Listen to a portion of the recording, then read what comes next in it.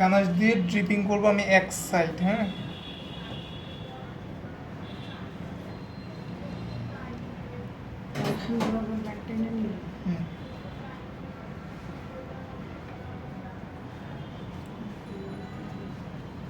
গানাশের ঘনত্ব বোঝা যাচ্ছে।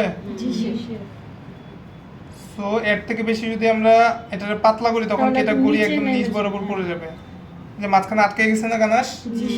ড্রিপিং বোঝা যাচ্ছে।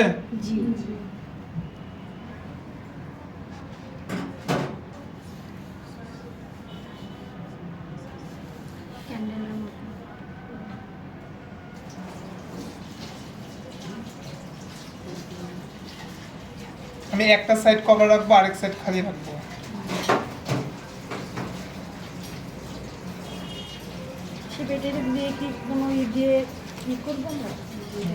একটু যদি সেট না করি তাহলে তো ভালো লাগবে না দেখতে।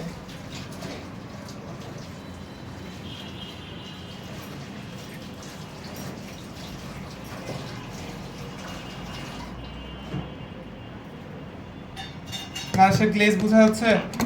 আমি তো এর মধ্যে কোনো প্রকার বাটার টাটার কিছু দিই নেই। আসছে গ্লেজ আসছে। হ্যাঁ, বাটার কর্ন সিরাপ এগুলো হচ্ছে গ্লেজের জন্য মূলত ইউজ করা হয়, ঠিক আছে। আমি এদিকে হচ্ছে একটু তাহলে একটু এরকমের আরো গ্লেজ আসবে সে বাটার দিলে। হ্যাঁ, দিতে পারেন। মানে গ্লেজটা আরো বেশি আসবে না তাহলে? হ্যাঁ, আসবে। এটাই তো ঠিক আছে। চকলেট টপার বের করেন, শেষ করেন।